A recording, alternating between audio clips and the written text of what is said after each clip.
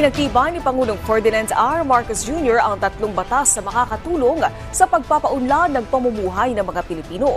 Kabilang na dyan ang batas na titiyak sa food security ng bansa at ang magtataguyod sa mental health ng mga guro at mga mag-aaral. Si Clazel Pardilla ng PTV sa Balitang Pambansa.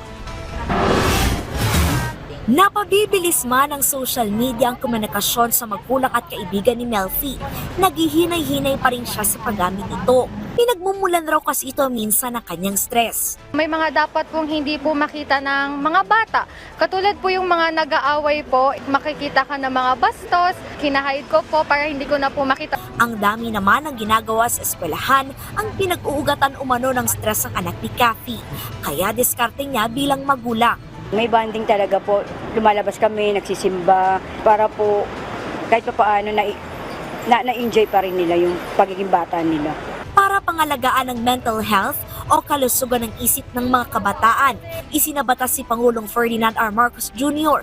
ang Basic Education Mental Health and Well-Being Promotion Act. Layo nitong itaguyod ang mga programang makapagpapabuti sa kalusugan ng isip ng mga kabataang sa elementarya at sekundarya. Sa ilalim kasi ng naturang batas, magtatatag ng mga care centers sa mga eskwelahan. Magbubukas ng 4,600 plantilla positions para magkaroon ng school counselor sa mga paaralan na magbibigay ng libreng counseling, stress management at bawasan ang stigma sa mental health. When our learners and school personnel are mentally healthy, academic performance improves. Absenteeism decreases, and a culture of compassion and understanding flourishes. Beyond being a safeguard to our youth and school personnel, this law is also an investment in the intellectual, emotional, and social future and development of our nation. Ngayon din ganap ng batas ang VAT Refund for Non-Residents Tourists Act.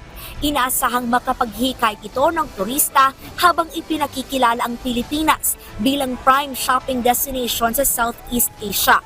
Papayagan na kasi nito ang mga dayuhang turista na mag-claim ng 12% value-added tax refund para sa mga lokal na produktong binibili dito sa bansa na nagkakahalaga ng 3,000 piso kada transaksyon. Ayon kay Pangulong Ferdinand Marcos Jr., inaasahang tataas ng 30% ang gastos sa mga turista sa bansa na malaking tulong para sa maliliit na negosyo at lokal na industriya. This VAT refund program will help put a spotlight to our rich local offerings. Our signature products such as Marikina shoes, the intricate hand-woven textiles from the northern provinces, the timeless craftsmanship of Filipino barong all stand to benefit from this measure. These products tell our stories, and now, with the VAT refund, they will be able to be more accessible to global consumers, elevating once again our stature in the global market. Mas dadami pa yung revenues ng bansa dahil sa VAT refund mechanism para sa ating mga turista. And what that means is mas lalaki pa yung income ng ating mga small and medium enterprises at mas dadami pa yung trabaho para sa ating mga kababayan. Clazel Pardilla, Balitang Pambansa.